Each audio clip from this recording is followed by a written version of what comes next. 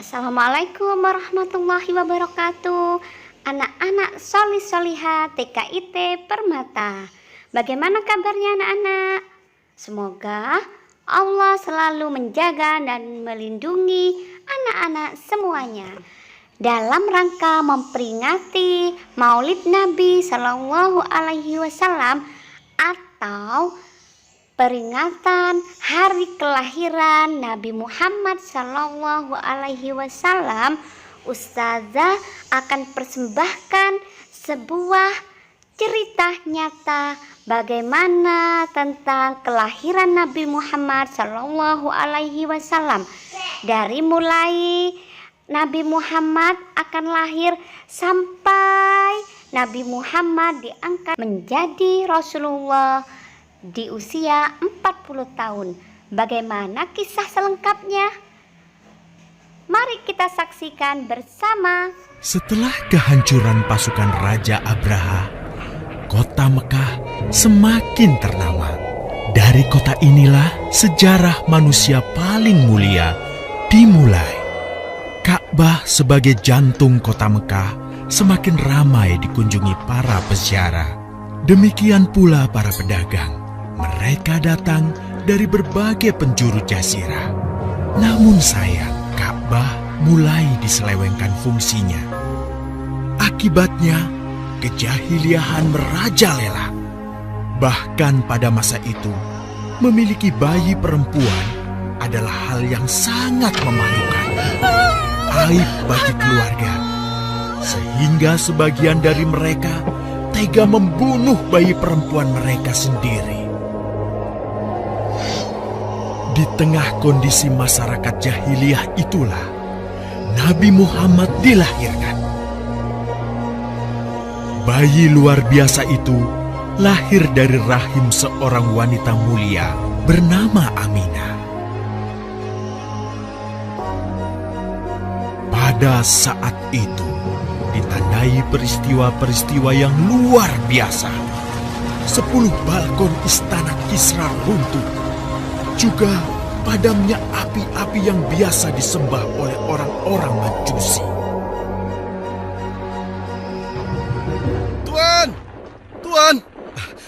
Tuan Abdul Muthalib, ada kabar gembira. Kabar gembira? Kabar gembira? Kabar gembira apa? Tuan, cucu Anda telah lahir. Benarkah? Laki-laki atau perempuan? Laki-laki, Tuan.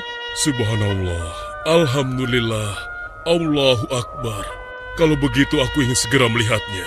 Mari, Tuan. Setelah mendengar itu, Abdul Muthalib bergegas menuju ke rumah Aminah.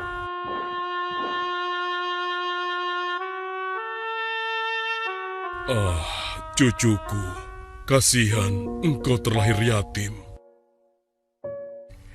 Dengan penuh kasih sayang, Abdul Muthalib membawa cucunya ke Ka'bah. Ya Allah, jadikanlah cucuku ini menjadi seorang yang mulia dan terhormat, sebagaimana Nabimu Ibrahim alaihissalam.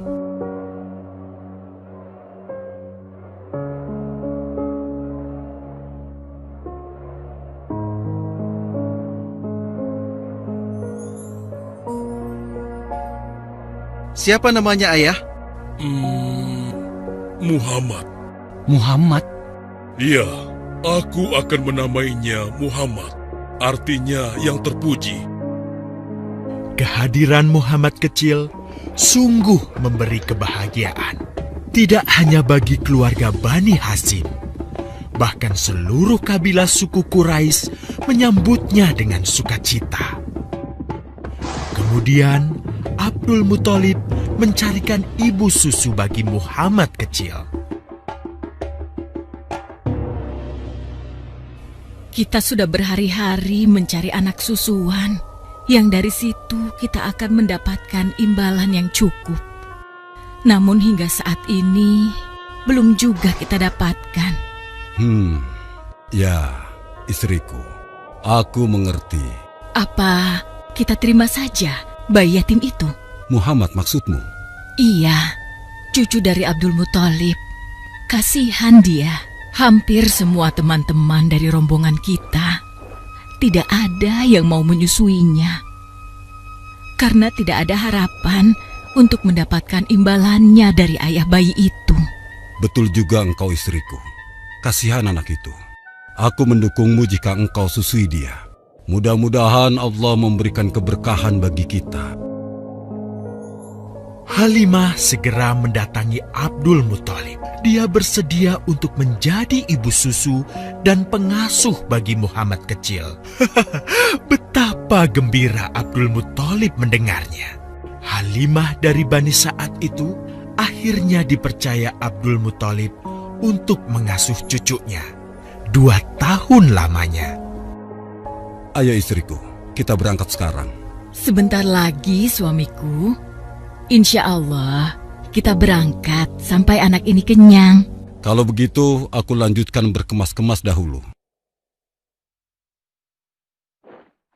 Hah? Ada apa suamiku?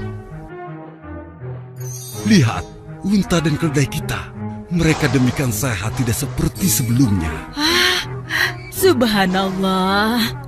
Betul suamiku, tidak seperti kemarin. Demi Allah, kau tidak salah memilih istriku.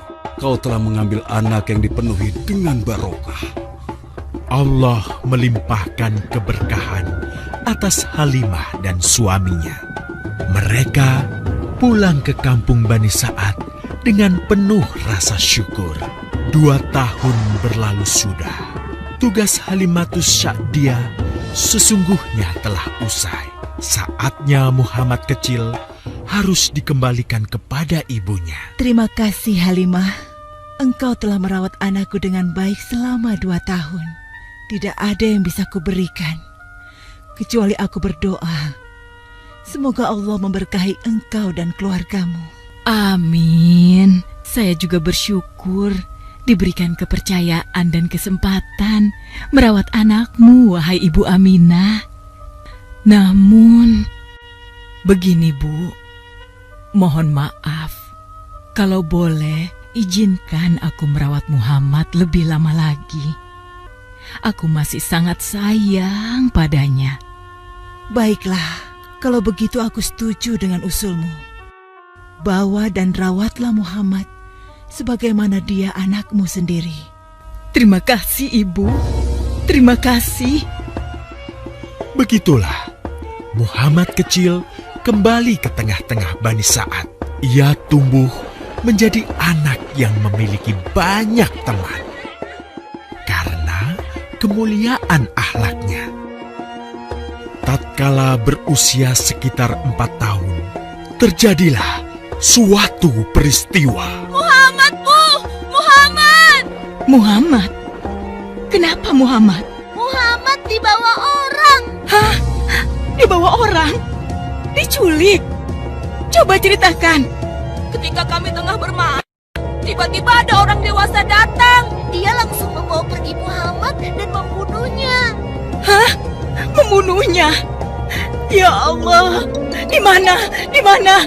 Antarkan ibu ke sana. Dengan perasaan cemas, Halimah bergegas menuju tempat itu. Dan dilihatnya, Muhammad kecil tengah terduduk. Muhammad, apa yang terjadi denganmu? Dengan sangat tenang dan jelas, Muhammad kecil menceritakan apa yang telah terjadi. Bahwa seseorang telah membelah dadanya, mengambil hatinya, kemudian mencucinya dan mengembalikannya lagi ke tempatnya semula. Maka sesungguhnya yang datang itu adalah malaikat Jibril. Dia ditugaskan Allah untuk mencuci hati Rasulullah sehingga bersih dari segala kecenderungan setan. Subhanallah. Sungguh anak ini bukanlah anak sembarangan. Sebaiknya aku kembalikan saja kepada ibunya. Peristiwa itu membuat Halimah sangat khawatir. Maka bergegaslah Halimah mengembalikan Muhammad kecil kepada ibunya. Menginjak usia yang ke-6 tahun, Muhammad kecil diajak ibunya untuk berziarah ke makam ayahnya, Abdullah di Yathrib. Dalam perjalanan pulang kembali ke kota Mekah, Aminah pun jatuh sakit. Dari hari ke hari, tubuhnya semakin melemah. Hingga di sebuah kota bernama Abwa, letaknya antara Mekah dan Yastrib, Aminah meninggal di sana. Dan Muhammad kecil pun menjadi seorang anak yatim piatu. Sejak itulah Muhammad kecil dirawat dengan penuh cinta dan kasih sayang oleh kakeknya, Abdul Muthalib. Muhammad, sudah berhentilah memerah susunya. Insya Allah, sudah cukup untuk persediaan kita hari ini. Beristirahatlah sejenak. Makanlah agar kau tetap sehat.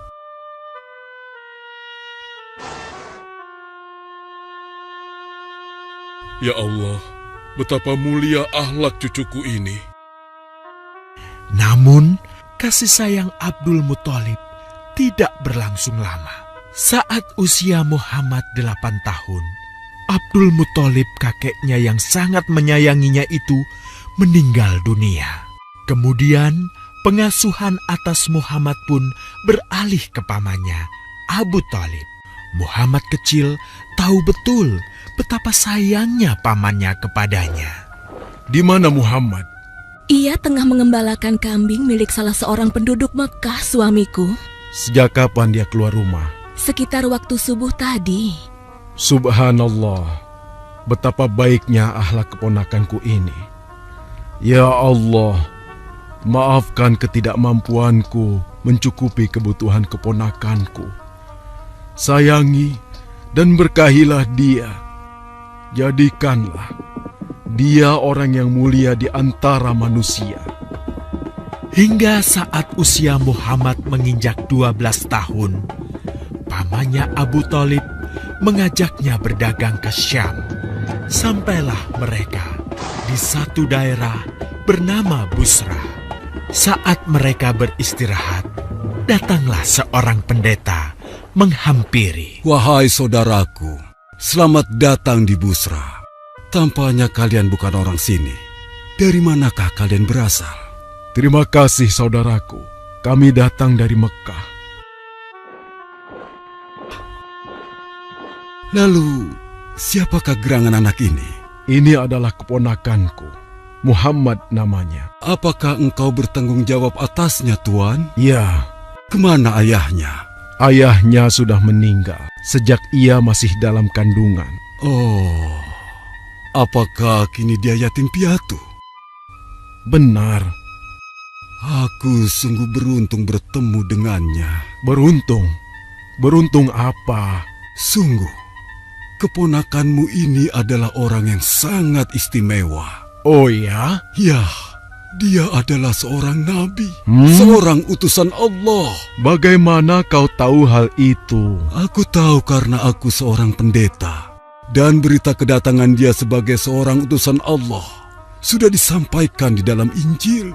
Bahkan aku pun bisa mengetahuinya dari cincin kenabian yang berada di bagian bawah tulang rawan bahunya yang menyerupai buah apel sebagai tanda kenabiannya. Begitulah pendeta bernama Bahira menyampaikan kepada Abu Thalib perihal kenabian Muhammad. Ia berpesan agar menjaga baik-baik keponakannya itu, karena Muhammad kelak di suatu saat nanti akan menghadapi banyak gangguan dan rintangan. Istriku, Muhammad sudah berusia 25 tahun. Aku pikir sudah saatnya dia untuk menikah. Betul, suamiku. Namun, dengan siapakah dia akan kita jodohkan? Kemarin Khadijah mengirimkan utusannya dan menyatakan keinginan Khadijah untuk menjadikan Muhammad sebagai suaminya. Hah? Khadijah? Khadijah yang mulia itu? Betul istriku, Khadijah yang selama ini mempercayakan barang perniagaannya kepada Muhammad. Kenapa dia memilih Muhammad? Ya, Khadijah mengagumi kejujuran dan kebaikan akhlak Muhammad. Menurutmu sendiri bagaimana? Aku pikir Khadijah adalah wanita terbaik bagi Muhammad. Kita akan melamarnya. Tepat di usia 25 tahun, Nabi Muhammad menikahi Khadijah yang berusia 40 tahun. Dari pernikahan itu, mereka dikaruniai Allah 6 orang anak. 2 laki-laki adalah Al-Qasim dan Abdullah. Sedangkan putrinya adalah Zainab, Ruqayyah, Ummu Kulsum, dan Fatimah. Namun, kedua putranya itu telah meninggal semenjak mereka kecil. Suatu ketika, terjadilah banjir besar di kota Mekah. Kabilah-kabilah di kota Mekah pun bergotong royong membangun kembali Ka'bah.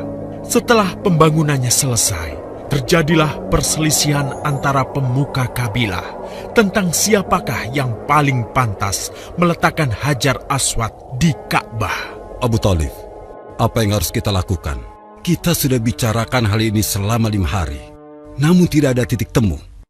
Aku khawatir akan terjadi pertumpahan darah. Sudah, begini saja. Kita sepakati bahwa masalah ini kita serahkan kepada takdir terbaik. Lihat pintu masuk Ka'bah itu. Siapapun yang pertama kali akan melewati pintu itu, dan siapapun dia, kita tidak boleh menolaknya. Setuju? Aku juga setuju. Baiklah, aku setuju. Aku juga setuju. Baiklah, kita perhatikan bersama. Tidak lama setelah kesepakatan itu, atas izin Allah, Nabi Muhammad menjadi orang pertama yang memasuki pintu menuju Ka'bah. Alhamdulillah, segala puji bagi Allah. Ternyata Muhammad, dan memang dia adalah orang yang tidak pernah kita temui ada celah. Betul? Betul. Betul. Ya, betul. Nabi Muhammad pun menerima kepercayaan itu. Dengan kebijaksanaannya, Nabi Muhammad meminta sehelai kain, lalu meletakkan Hajar Aswad di atasnya. Nabi Muhammad mempersilahkan seluruh pemuka kabilah untuk memegang ujung-ujungnya dan mengangkatnya secara bersama-sama. Setelah sampai pada sudut Ka'bah, giliran Nabi Muhammad meletakkan Hajar Aswad di tempatnya semula. Terhindarlah perpecahan di kota Mekah. Meskipun demikian, kegelisahan masih terus menggelayuti hati Nabi Muhammad. Kejahiliahan ada di mana-mana. Kezaliman dan kemaksiatan terus berlangsung. Ia tak habis pikir. Nabi Muhammad mulai merenung dan menyendiri untuk menghindar dari perilaku jahiliyah. Nabi Muhammad memilih tempat di sebuah goa di atas bukit sekitar Mekah. Goa Hiro.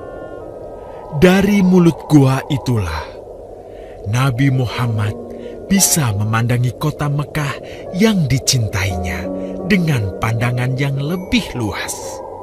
Hingga suatu ketika, sesuatu yang tidak pernah terbayangkan sebelumnya terjadi. Tiba-tiba, goa itu menjadi terang benderang.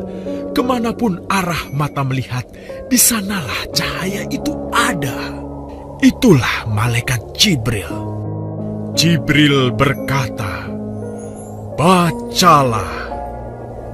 Dengan gemetar, Nabi Muhammad berkata, "Aku tidak bisa membaca."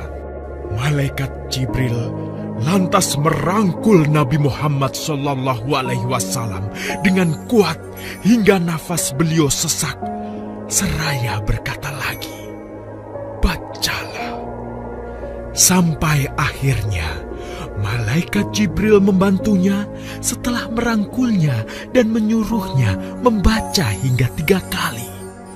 Kemudian malaikat Jibril membantunya membaca. "Bacalah dengan menyebut nama Tuhanmu yang menciptakan. Dia telah menciptakan manusia dari segumpal darah." Bacalah dan Tuhanmulah yang paling pemurah, yang mengajarkan manusia dengan perantaraan Al-Qalam. Dia mengajarkan kepada manusia apa yang tidak diketahuinya. Kalimat suci telah terucap, resmilah sudah. Dari dalam Gua Hiro, Allah mengangkat Nabi Muhammad SAW sebagai penuntun dari kegelapan menuju cahaya, dari keburukan menjadi kebaikan, dan dari kesengsaraan menuju ke keselamatan. Alhamdulillah, kita barusan sudah menyaksikan kisah tentang kelahiran Nabi Muhammad SAW. Semoga kita semua, anak-anak solih-solihah, mencintai Rasulullah Muhammad SAW, dan kita semua bisa meniru tingkah laku Nabiullah Muhammad SAW. Semoga bermanfaat anak-anak. Salawat dan salam untuk Nabiullah, Nabi idola kita, Nabi teladan kita, Nabi Muhammad SAW. Allahumma sholli ala Sayyidina Muhammad. Wassalamualaikum warahmatullahi wabarakatuh.